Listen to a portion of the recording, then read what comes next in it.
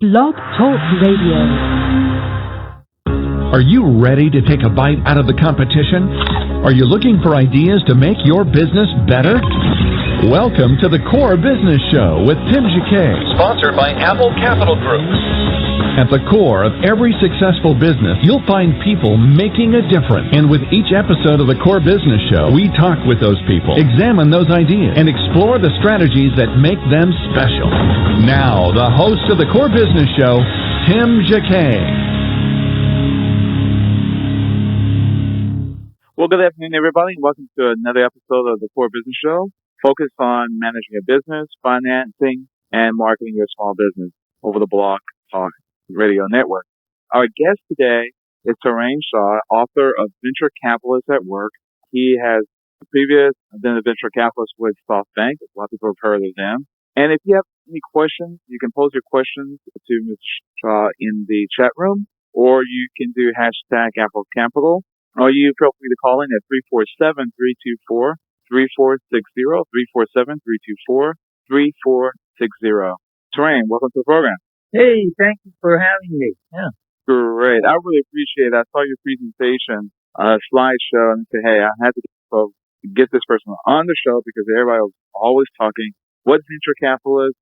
Who are they? What they look for? And I saw your book and then through your book and said, hey, this is a perfect fit. We really need to have him on the show. And I really appreciate you taking the time and coming on to the show.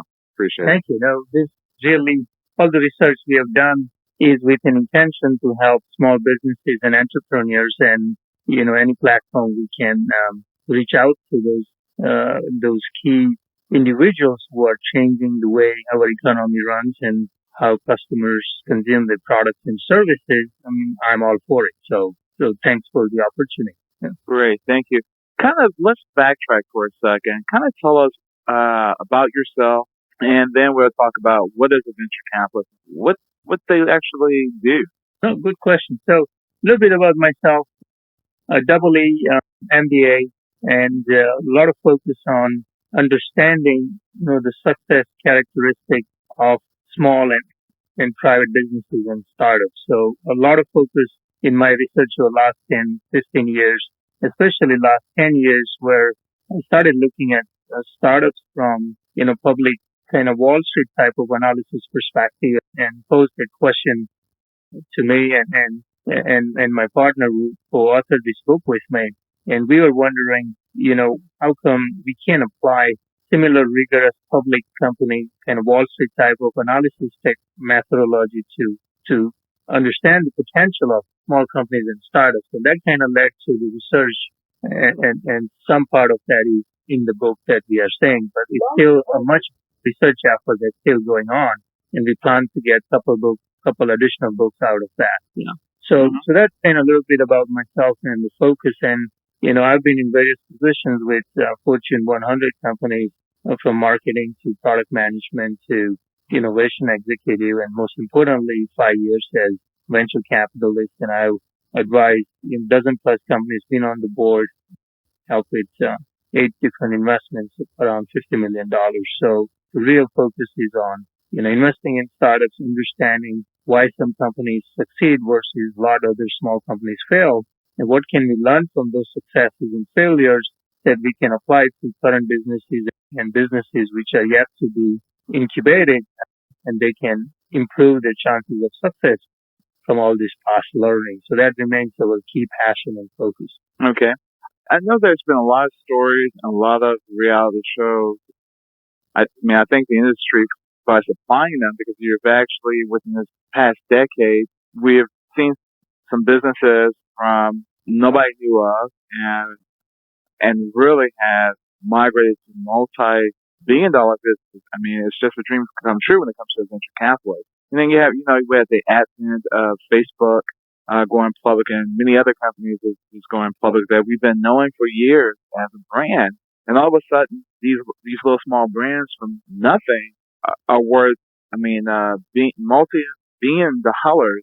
And it's just really amazing that the venture capitalists play such an important part of this whole process of the life of the company.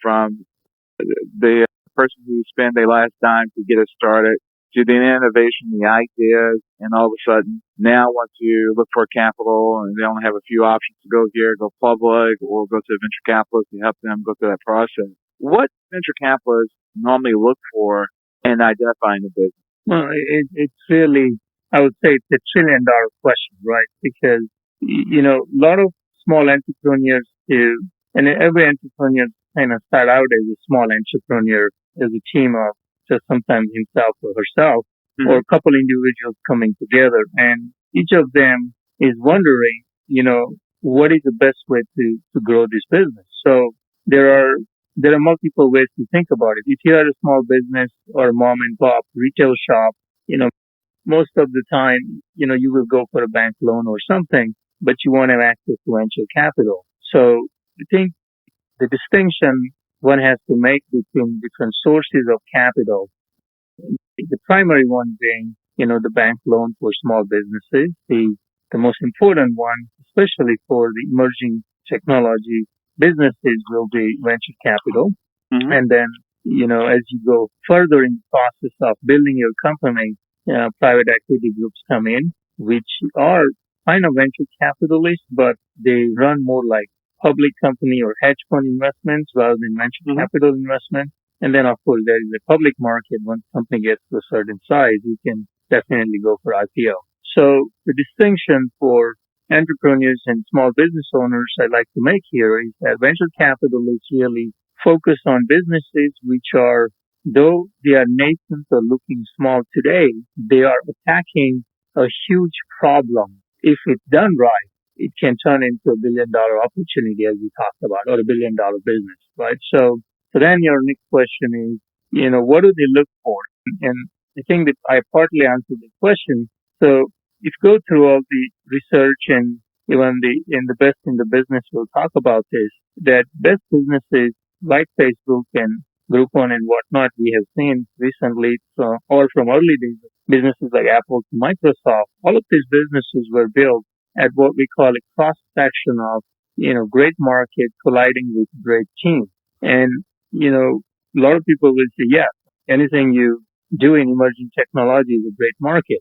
But there are fine nuances that venture capitalists understand in terms of what creates the next big market, right? So, let's say if you were to look at someone like Netflix in early days, where, Blockbuster was the real player, one has to really ask the question as to, is there a market for someone like Netflix? And at that time, Netflix most people won't even know that Netflix does exist. It will be such a small company that no one will know about. And at that time, as a venture capitalist, you look at existing market, you ask yourself the question as to, is there a room to disrupt existing market? And if you can disrupt, what would you disrupt that with? And if you disrupt or you find that solution to disrupt it with, would you be able to create 10 times advantage over the current service? Or there is such a huge pain in the current service provided by someone like Blockbuster that you can solve this pain in a very meaningful way and in a very cost efficient way, right? So at 10,000 feet, it's very easy to say, yes, cloud computing is a big market or mobile is a big market. I mean, everyone on the street understands that, or the main street understands that. But venture capitalists are specifically interested in within that, huge opportunity that's generally recognized by everyone. Are there fine nuances that one can focus on that can create, multi-billion-dollar opportunity, right? So then specifically you ask the question as to how do you do that? And the way to do that is, I think this is where one's domain expertise comes into play. And so a lot of these individuals come into venture business having been entrepreneur before, very successful entrepreneur, sold their companies or built their companies to a huge amount. So they understand the whole process of how do you build something from scratch all the way to a couple $100 million to $1 billion company, right? So they have very good understanding of that. But most importantly, when they've done this in trenches to build that, they've got very specific knowledge of the sector they operate in. And again, the sector keeps evolving. Like mobile used to be much different before, let's say, launch of iPhone. And even 5 years before, early days when I was with Qualcomm, wireless looked very different. I mean, I remember holding the first kind of, smartphone that Qualcomm made, and it looked much different than what you see today. I mean, it looked like a brick, in fact, right? So the market keeps evolving, but your understanding of customer, what problem it solves for the customer, how the technology roadmap is evolving, what players are doing what to disrupt or enhance that roadmap, and what sort of opportunities does that create once you hit certain critical mass. I mean, that requires a very specific domain expertise, right? So I think the first thing where venture capitalists look at is, and I wanted to give you this background to understand where these individuals come from. It's helpful. So based on their domain expertise, they have certain understanding that if following factors kind of add up, then it may create opportunity in this area. And, in the book, I have interviewed, Sequoia Capital partner Rulof, and Rulof was main investor in YouTube. And it's a great example. I also put in the presentation that how do you look at the market or know that this particular slice of the market is ready for picking? And the way you do that is, the promising market kind of add up by a couple of pieces coming together. So first and foremost is you're looking at, some sort of behavioral change happening in customers. It could be business customers or your regular consumers. So I think that's a very important thing to understand, that most of the people who can stay on the cutting edge of understanding how consumers are changing their behavior are very much tuned into what could be the next business that can leverage that change of behavior. So that means you're looking at kind of latest fads, fashions, you're looking at, what's kind of becoming quote unquote hot. So, I remember early days when, IM was so popular, right? Instant messaging, and, web email became very popular, and that rose to Hotmail. And all of those kind of fashions, or fads, waves. And you have to be kind of at the beginning of that wave to know that something is peaking, right? So you got to be a very good student of, of consumer behavior or change in consumer behavior or taste, right? Okay. So that's kind of the one thing. Then you have to look at that and say, is this change of behavior or change of taste, is it going to last? So this is something that, some groups kind of try it out. It's kind of, flavor of the day or week or month or a year, and then it will fade out, and a lot of those things have happened. So you have to have a very specific way to look at something and say, is this behavior pointing to fundamental shift in how people will behave in the future? Well, this is something, just a small blip you are seeing, and those blips come and go. And so the smart investors really kind of try to draw some parallels. So in case of YouTube, before US got this advanced with internet and broadband penetration and wireless penetration, the markets in the world which were quite ahead of us were Japan and Korea, South Korea. And just a small geography, a very homogeneous population, mostly city-like environment, major city-like environment, yes, and not that much rural or, distribution between metro, suburb, and rural. Just a highly homogeneous society, very small geography. And they were able to get to a much higher level of broadband penetration very quickly.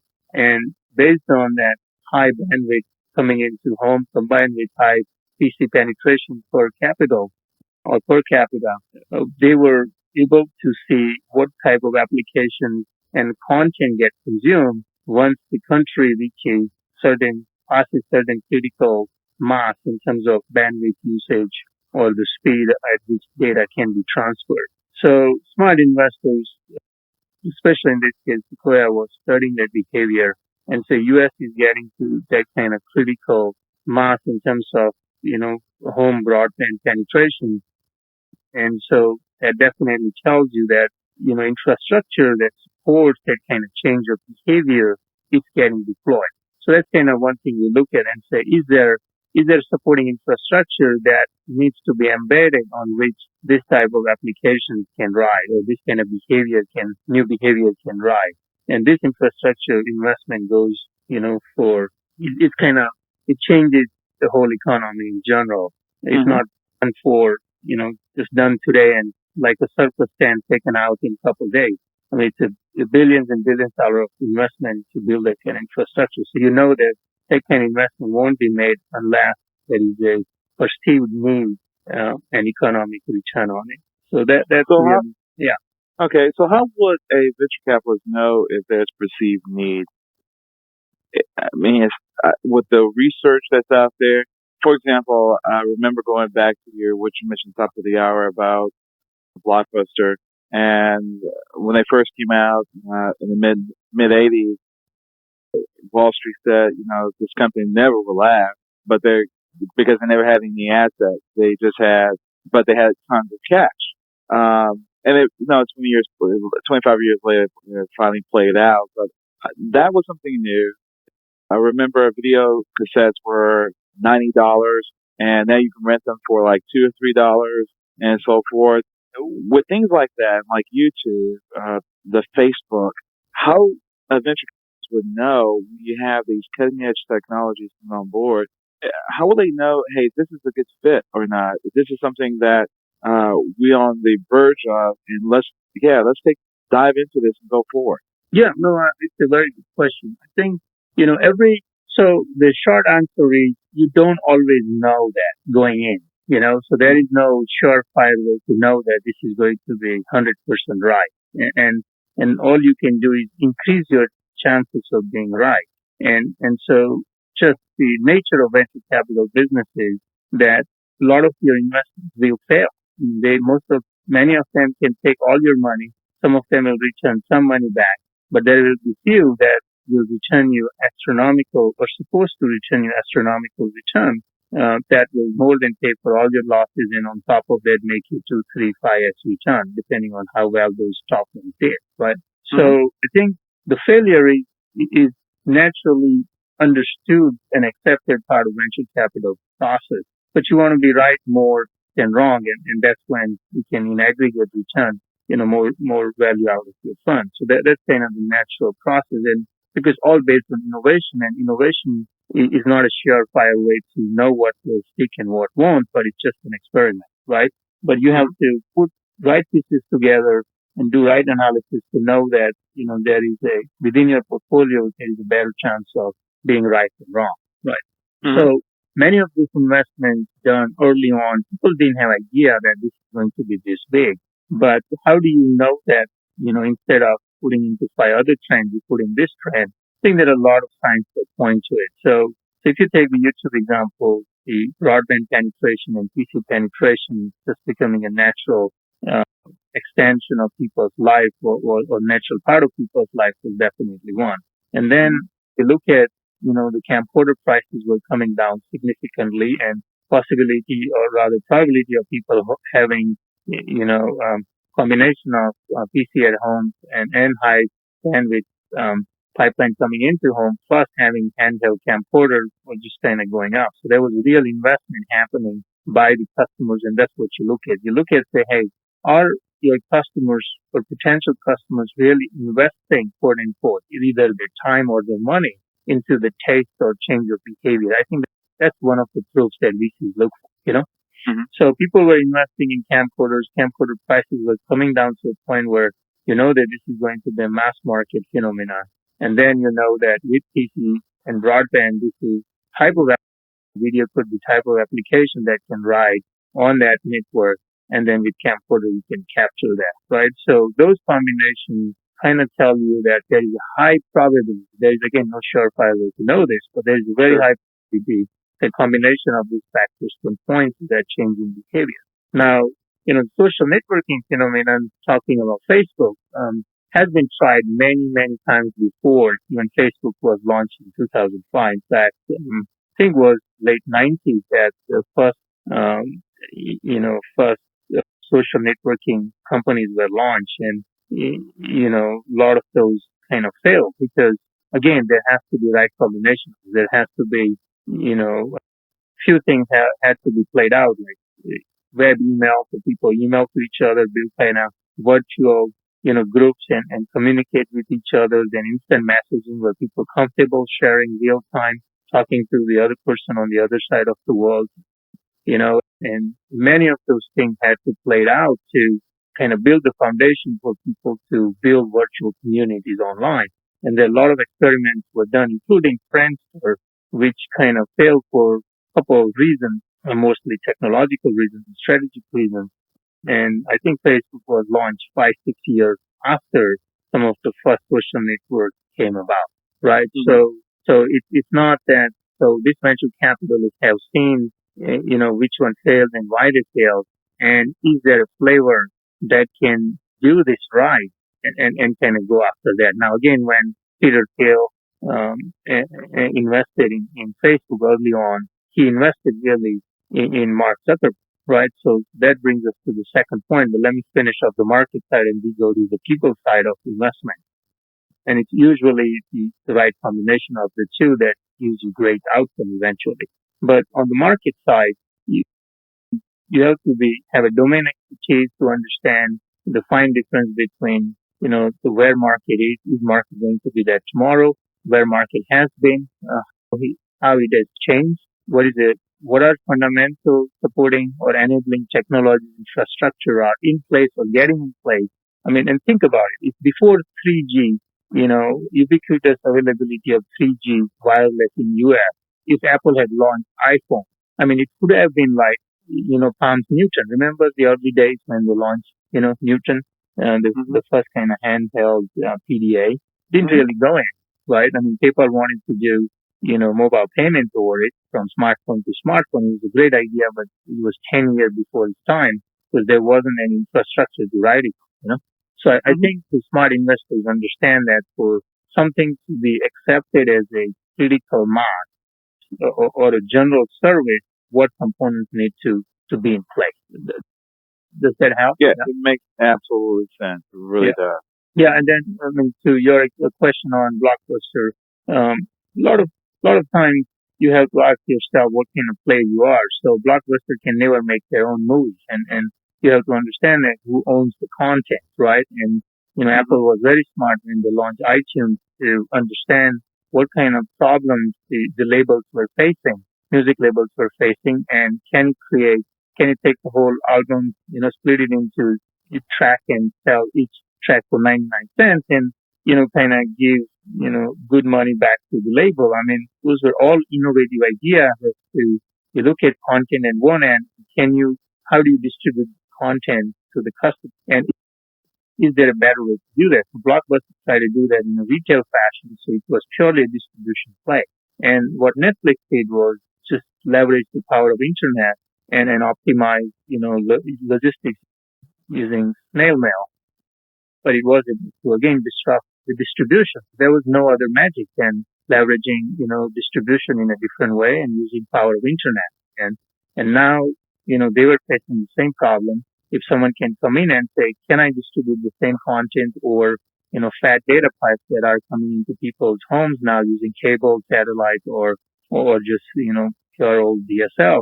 And they have to be quite aggressive in quote unquote cannibalizing themselves in a way, right? Where they started offering the streaming service online. If they don't do this, someone else is going to do it. So as a smart business, you have to recognize this very early on. I mean, think of Google. Google is a master of online advertising, but they missed the whole trend in the mobile advertising, and they didn't realize, what will it take to be number one player there. Those disruptions keep coming in, and then they ended up acquiring AdMob for $750 million because that company just grew right under their nose and did exactly what Google did on online. The way they disrupted advertising using online advertising, this company AdMob disrupted mobile advertising or online advertising using mobile. And so either you have to be proactive in understanding the next disruption that is coming, or, you can really become king of the past like Blockbuster has become or Circuit City has become in face of Amazon, right? So I think the net here is that understanding the market you are in and understanding the current of the market becomes very critical as an existing business or as an investor, venture investor wants to get in the business, right? So that's kind of the market side of it. And then the most important thing when you invest in a company as a venture capitalist, so a lot of folks may be kind of wondering and might have been through that experience to go to venture capitalists and they say, hey, this is a great company or great product I have, and you can make so much money if you just give me $1 million or $5 million, and and both of us can get very rich if this really happens, right? So when you approach venture capitalists, they have pretty good sense of how big the room you are dealing with, and room being an analogy for the market, and they have pretty good sense of what the ceiling is going to be in that room and how much oxygen is going to be in that room. So, if you go in and say, it's a small room, but with me owning 10% of the market is enough for us to make $100 million company, that doesn't pass muster of most VCs. They're looking for, a $1 billion opportunity that hasn't been even touched yet. And there is hardly any ceiling you can put on that room, So, right? So what that means is really you want to really go after solving rather big problems, big pains, rather than say, I can help you make 2-3 times your money. They are not interested in that, because there's so much risk to get to that 2-3x return. By the time you get to that, it may not be there, so you want to go in with something that is 100 times return potential on your money, and you may end up with 3x, 5x if you do it right, Okay. We're going to take a station break for a second. Again, I have Chang Shah, which Venture Capitalists at Work, his book that is available on Amazon. We're going to take a station break for a second. Again, Tim Jacquet with the Core Business Show. You're listening to the Core Business Show, sponsored by Apple Capital Group. Apple Capital Group in Jacksonville, Florida, is a commercial lender that specializes in asset-based loans, equipment leasing and financing, invoice financing, commercial real estate loans, and asset-based financing in the U.S. and Canada. Apple Capital Group is a direct lender that lends on their private equity investment portfolio. 90% of most loans are decided within 2 hours, and vendor funding within 24 hours after documents are completed, with a one-page application. No slow no's, just a quick decision and a fast yes. To get more information about lending from Apple Capital Group, call 866-611-7457. That's 866-611-7457 to speak with one of our loan specialists. Or visit us right now at applecapitalgroup.com. Again, Tim Jacquet, welcome back to the Core Business Show. Today we have, again, Chang Shah, who is the author of Venture Capitalists at Work. One couple of questions coming through the screen right now. One is, how do you know your company is ready for a venture capitalist? And then number two of that question, another person is asking, how should you prepare yourself for a venture capital? Good question. Very good question. So I think, when do you know you are ready for venture capital funding? And I think there are a couple kind of stages of your funding. So initially, you got to look at your product, and let's say it's a software product. And nowadays, so if you're building kind of consumer internet product, something, let's say, website that allows dog owners to become a community, or just take an example like that. It's pretty easy to build something like that for $10,000, $15,000, $20,000. And if you are a good web developer, you can even cut that cost by doing some of the development yourself, right? So nowadays, to come out with a product is not that difficult, especially if you're building an online product or a mobile app or something like that. But if you're building kind of robust enterprise level software, then you may need a couple $100,000 to get to a pilot or something. So I think the first thing you need to do is understand how much money you will need to get to something concrete. You can yourself test it out a little bit with alpha testing, or if you could, beta testing. Look at some early key metrics and know that there is some proof that proverbial dog will eat the dog food or is interested in eating this dog food, right? I mean, that's kind of, so the first order of business is to know how much money you would need. Now, let's say you concluded you need $50,000 to $100,000, and most people at that stage don't reach out to venture capitalists, but they reach out to someone called Angel Group. And angels are wealthy individuals who have either have had history of past successes themselves as small entrepreneurs, or they are representing other wealthy investors in a small fund and investing on their behalf. And usually they put somewhere from 50 to 100 to a couple $100,000 depending on the opportunity. So you want to reach out in your community. Usually there is a small angel group, and now there are a lot of online groups like Angel List and few others that you can put your business plan there for that kind of small funding. So I think the first order of business is for you to understand what will it take for me to get to that initial understanding or a pilot, and how much will I need it, how much money I will need, right? And then your business is like within those categories, but something that can scale very rapidly if you have access to more money. Then there is a next group called Super Angel. And Super Angels can invest somewhere from $250,000 to $1 million, and or either one group by itself, or syndicate of couple groups, and they can get your business to get to a pretty high scale. I mean, if you have mobile or social networking kind of company nowadays that can scale very rapidly, something like Pinterest and others have kind of scale on a very little money, right? So it's just really, the product can be so vital that you just have to put some initial money in getting the product right, and then it really takes life of its own. And those kind of cases, you may want to reach out to Super Angels. And then after that, you have, this is again called seed investment. And after you've proven some key metrics with your seed investment, you're ready for, $2, $3, $5 million Series A round, which will be your first kind of VC round or institutional round. So how do you know you are ready? I think you just have pretty good feel for your customers, the solution that you're targeting customers' pain point with, and having some initial, what we call a product market fit. So you have a good sense of this particular solution is addressing this particular pain point or interest of the customer, and have initial proof that, it's really working. And of course, you will need a lot of tweaking and turning eventually to get it right, but you have pretty good initial comfort that you can have a deep dialogue with some, with the investor. I think that's when you know you are ready. Yeah. And Tim, what was the question? Yeah. The other question is how should you prepare, and what you talked about a few seconds ago. Once you have your plan together, you're now in that next stage or that next phase, you're in the multi-million-dollar range you're looking into. What should you do in your proposal? I'm assuming that's what she's asking for, and how should you present yourself, because you only have a one-shot opportunity. So you've got to look. Yeah, you got to look the part, you got to feel the part, and you got to really sell the part, because you only have one shot. Yeah. So in that, what they need to have in their hand when the venture capitalists say, yes, meet with you. Isn't a panel or so? Go ahead.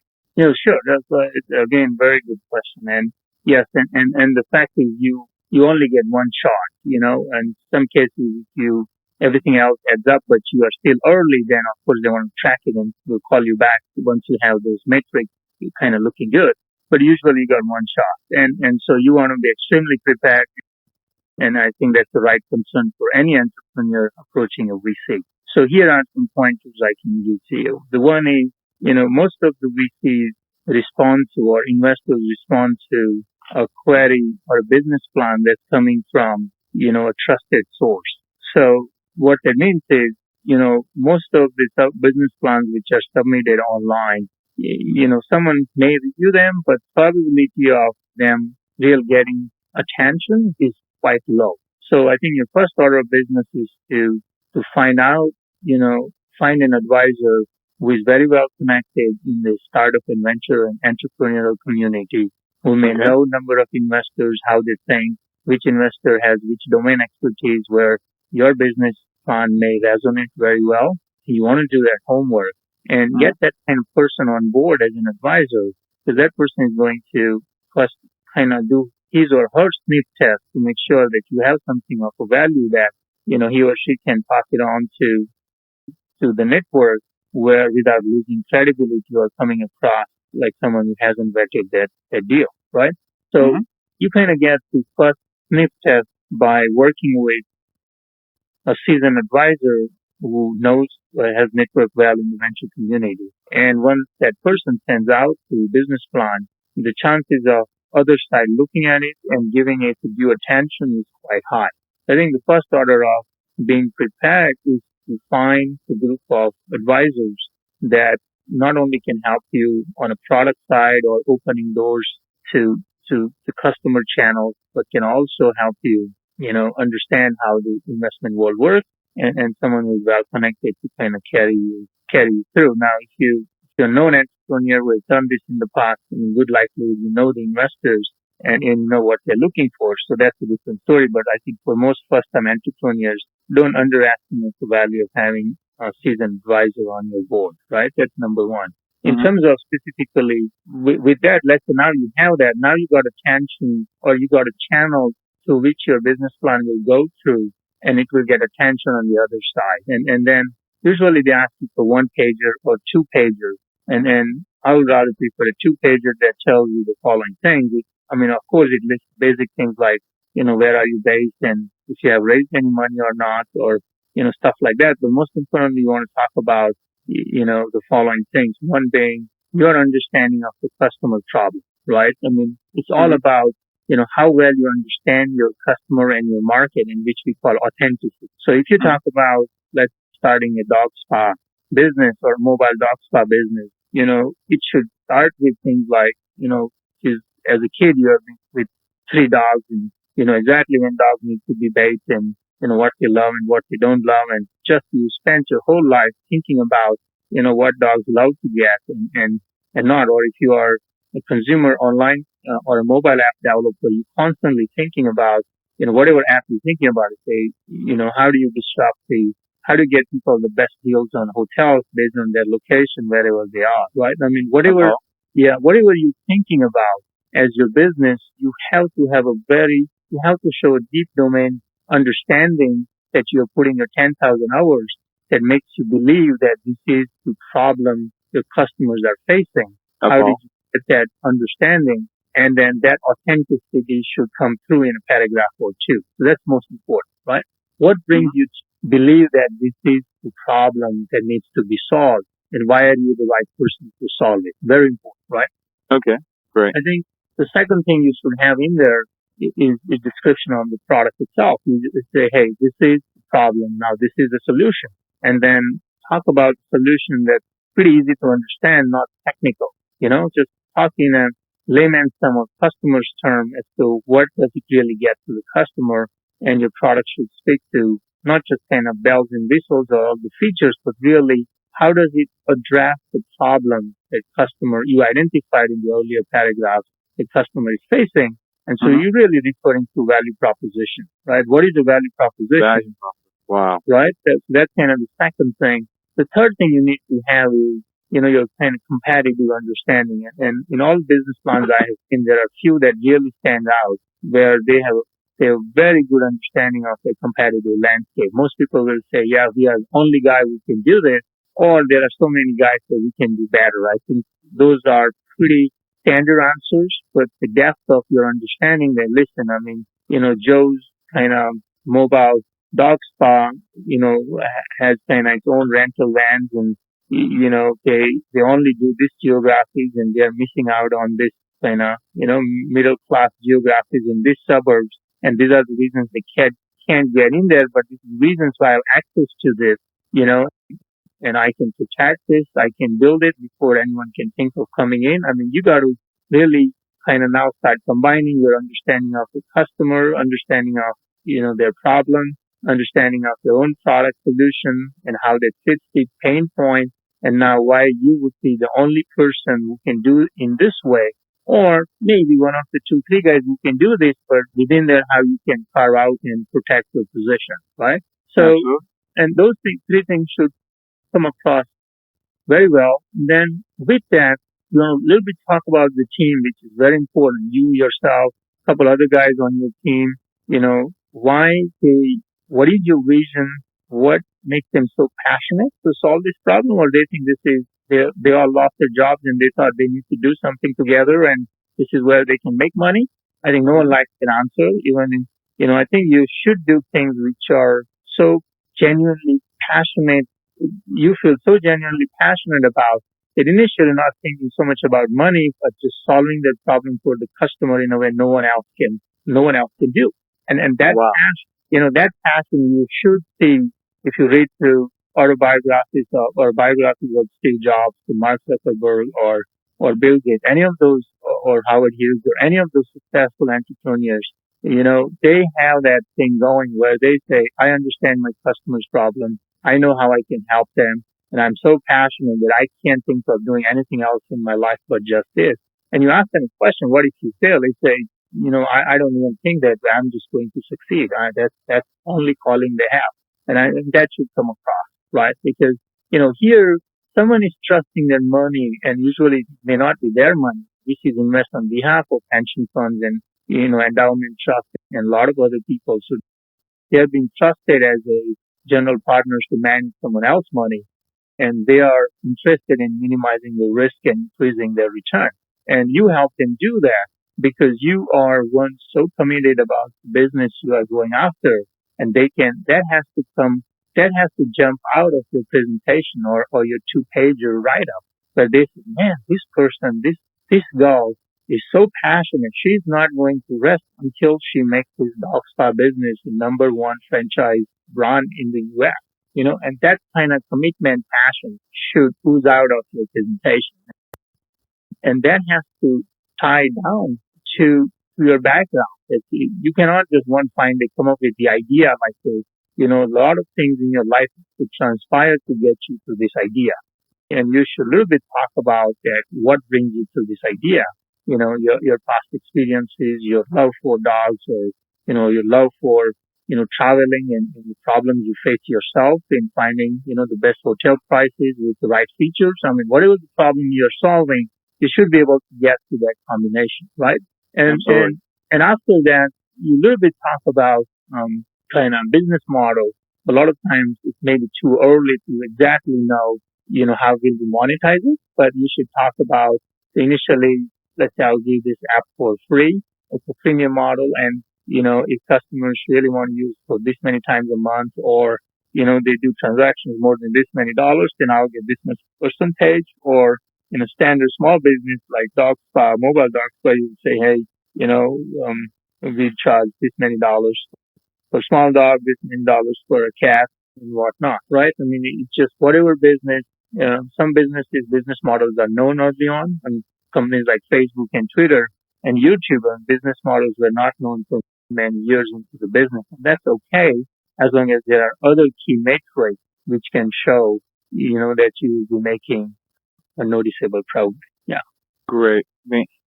Another question here, which is kind of cute, is regarding Shark. So, for example, the show that comes on the local network regarding the Shark coming out, people, who's making business owners making presentations. Is that really realistic behavior to an investor for venture capitalists if they're sitting there, a group of them, and is that just Hollywood, or it's kind of, maybe 30% of it, that's how it works, or it really does? Well, I mean, I won't necessarily call them venture capitalists, because those guys are investing their own money. I mean, Mark Cuban all of those guys, they are investing their own money. So they are not really a venture capital fund.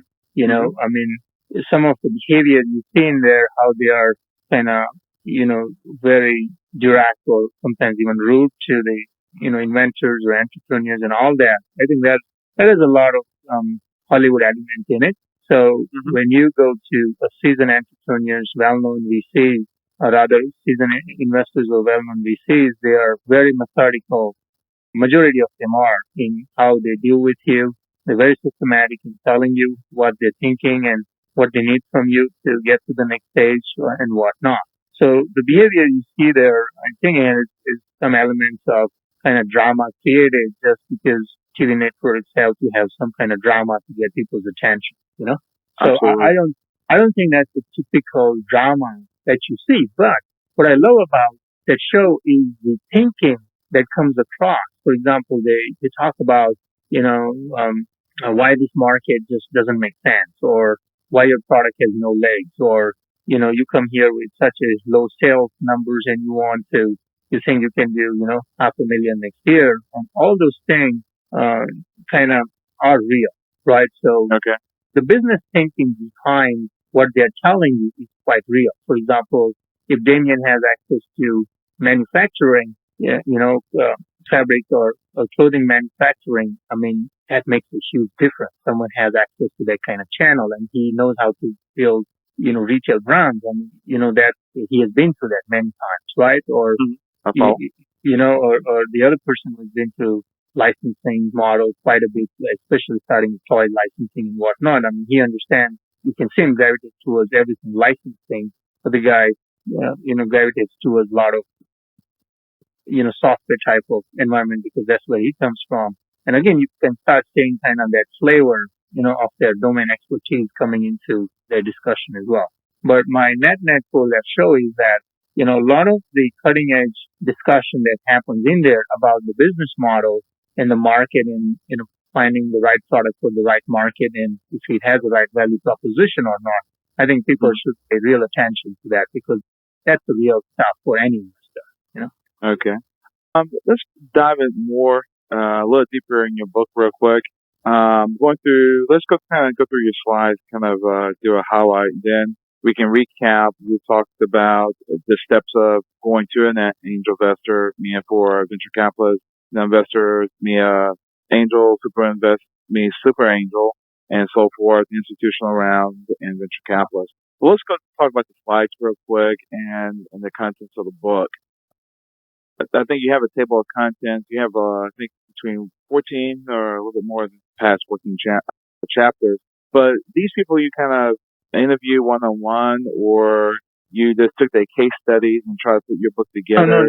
So there are 35 interviews, and the short story of this book is that we have a research effort underway that is looking at 100 top startup successes of all time and what new startups and emerging startups as well as small businesses can learn from this success. So we interviewed around 60 top venture capitalists and entrepreneurs behind those 100 startups. And then for this book, we picked 35 interviews that covers around 70 top startups. And so you will find 35 chapters. Each of them is in interview fashion, but really talks about specific companies, everything from YouTube to Facebook to PayPal, all the Twitter, all of the top companies that you can think of, Groupon, all of those companies are being talked about in the book. Yeah. Okay. And the structure we follow, and I think what readers will get out of this, of course, I'm sharing my presentations.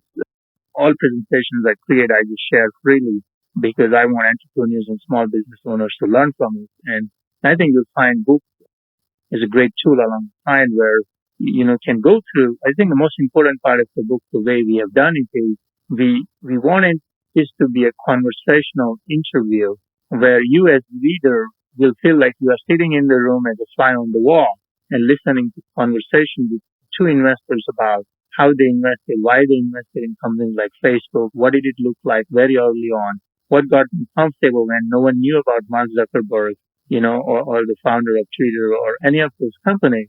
And it will give you some kind of insight into their thinking process, their psychology, and what kind of journey as an investor, as an entrepreneur, you will go through in building this kind of billion-dollar successes. And most importantly, what we have done is kind of follow the model that we have developed, which is, take you through why you pick the markets you pick to, how do you build the right product for your customer? How do you test it out? And when do you get to the business model testing? How do you test out whether you should charge $5 for 10% of your customers or $1 for all of your customers? How do you land that kind of business model through a trading process so to make sure you're not overcharging or leaving money on the table? And then, at the end, when do you know it's time to sell?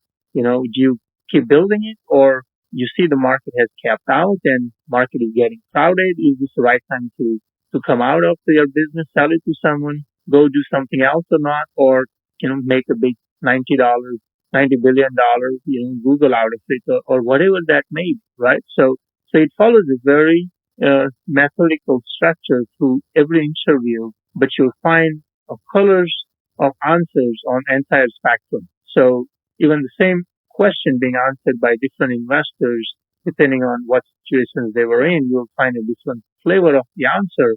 But in aggregate, if you read through this interview, it will tell you if you are to think of new market or an existing market, disrupting an existing market, in aggregate, how will this knowledge gained from tens and tens of years of this VC master's experience can play into your particular case.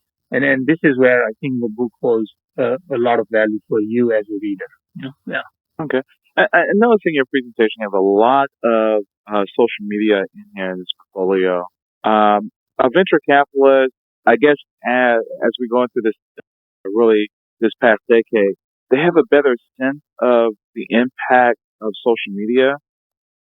Is that the case, or they just not making a crapshoot? But it's mainly as they understand it now. Hey, this is what we know about this industry. We know this is going to work, and that's why we're gearing towards it. What are their point of view? Because there's a lot of social media that on the slide. Yeah, good question, and in part to do with my personal experience in that area as well. But I think most importantly, if you dial back to 1950s, you will see that there is a specific pattern in how these innovations come about. And there are elements that need to come in place for an innovation to ride on that embedded platform. And so it's really a platform building on top of the platform kind of theory. But go back to 1950s when, transistors came about, and then someone figured how to put transistors on a chipset, and this gave rise to a company like Intel. And then you can put chipsets together, in a very small fashion. Now, in a very small form factor, that gave rise to PC trend, and that gave rise to companies like Apple and Microsoft. Then PCs got embedded, and you wanted to connect PC in a network environment, small within your enterprise. It gave rise to companies like,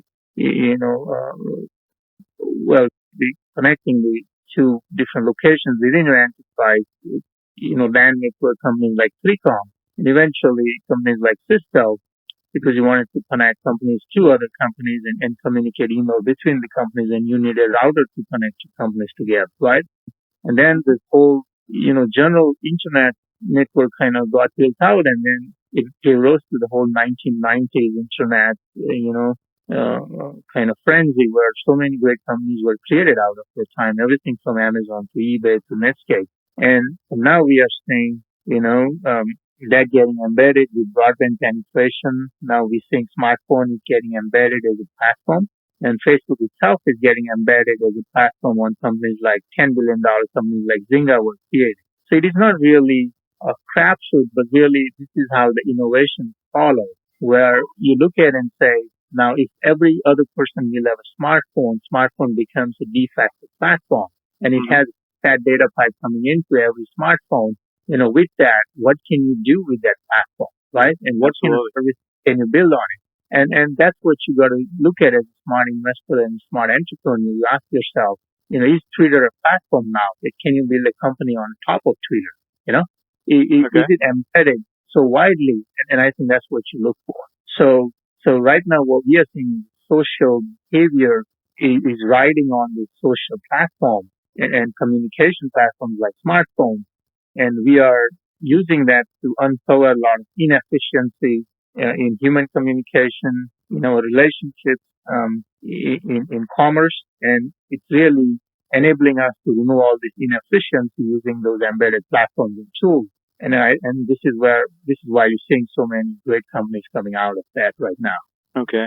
And the last question, what's more important? I think the success of the market and team, and I think you touched on that earlier. Some time on market, another section on team. Yeah. What's the most important during startup and success? No, again, great question. And when I asked the question to one of the interviewees, the funny answer was, "What is more important, to breathe in or to breathe out?" Right? Mm-hmm. And I think you need both, otherwise you're going to just die. And that's what it is, really. You need a great market colliding with a great team, and both need to play out in a lockstep to create a great company. There are examples on both sides of great team attacking an average market and couldn't go anywhere. And, we have seen a number of seeded entrepreneurs kind of wanting to repeat the past success is not able to do it because they were just walking into a great market with their 10,000 hours when that market was just getting ready to take off, and they magically arrived at the right point at the right time. Now, you can, very few people can be that lucky to be able to do multiple times. So, and we have other side examples where there were great markets, and Google is a great example. And Google entered the market. It was 99th search engine. It wasn't the first search engine. And after to look smart to all of those guys, kind of were crazily trying to monetize it. Google figured the better way to search is to give people relevance and give people very fast response back and optimize using the PageRank algorithm. So it was a very smart team attacking a huge market. Even if there were a number of players already in there, they were about to become number one. So I think, and this again goes to the original question of what VCs look for.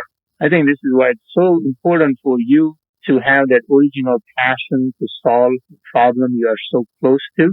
And, Wow. and you arrive to that problem through authenticity of your 10,000 hours, that you become a unique person to understand fine nuances of that market and your customer pain and how best to solve it. And I think that cross-section will lead you to success. Absolutely. And to close out real quick, small businesses, as they're going through their stages, it's a must read. Besides your book, of course, that's a must read. But along as they go through this journey from angel investor, from super investor, that kind of can guide them in the background. Yeah, we have something on management, we have something on marketing, but this part to help grow your business, take you to that next level. What books you recommend along with your book that they need to kind of read in stages to get them where they need to be, so they don't have to stumble and fall and deal with a lot of issues as they go through this process? No, good. Yeah, I mean, I do recommend a couple of books written by my fellow author, and most of them are venture capitalists.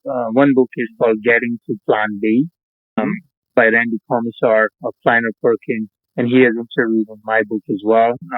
Another one is Lean Startup by Eric Ries, that talks about how do you iterate, with very fast, and how do you operate with the smallest amounts of capital to get to product market fit. Very good read. And then, yeah, those are a couple of books I definitely recommend for the reader. And there are a number of blogs they can go to, from TechCrunch to GigaOM to both sides of the table, that they'll find a lot of advice directly from the venture capital and the publishers who cover venture capital. Yeah. Okay. And the blogs they can go to as well. Do you know any offhand? Yeah, the one I talked about, TechCrunch is one. Okay. GigaOM is another one, and then both sides of the table. Yeah. Great, perfect. And if they look for a angel investor, of course, you say stay to a local community. You mentioned earlier there was a list they can get that from. Yeah, there's one. The couple I really like. One is called Kickstarter. Okay. And the other one is AngelList. And the third one, just heard about it. Yes, and a lot of those coming up. And once you find few and then you kind of Google it out, you'll find several others similar to those. It's called Crowdtilk, Crowdtilk. But then again, there are a lot of new flavors coming out, so you may want to figure out which one you want to be part of. Great. Great. Really appreciate you coming on to the program, giving us this wealth of information. It was so much information. I'm glad that people just go ahead and send their questions to me a lot easier, because we've been able to focus on all of your wealth of knowledge. Your book is awesome. Get your book, and I'm going to put this information on our website to let them know how to get it and so forth. I appreciate you coming on to the program. And any closing words you'd like to leave these little small businesses and mid-sized businesses who want to take themselves to the next level? Wonderful. Yeah, I mean, I definitely recommend you to read the book, because it's not just me talking about my knowledge, but we gather knowledge from 35 top people in the industry. So you definitely want to take this put this on your coffee table or desktop and read it. And the best piece of advice I give to any entrepreneur is that you really got to look inside yourself, fill it out what you feel truly passionate about, and don't let anyone tell you can't do it. Just go do it. Yeah. Great, go do it. Again, thank you, Tarun Shah. Your book, I appreciate it. Venture Capitalist at Work. Thank you for coming on to the program. Thank you for having me. Hopefully we can have you back sometime in the future. Yes, sure. Cheers. Okay. Thank you again. I appreciate it. Again, it's another production of the Core Business Show with Tim Jacquet. You can download this show on iTunes, Podbean, Podcast, or on Blog Talk Network. Also, you can listen to the show at 9 a.m. on WFAB. Thank you for listening to the program, and take care. Have a great day. Thank you, sir. Thank you for listening to the Core Business Show with Tim Jacquet. For a free quote on equipment leasing and financing, visit our website, applecapitalgroup.com. That's applecapitalgroup.com. And fill out the information to receive your free quote. We hope you'll join us for our next episode. And remember, you can always get to the Core via iTunes. You'll find all our previous episodes there. Thanks again for listening to the Core Business Show with Tim Jacquet.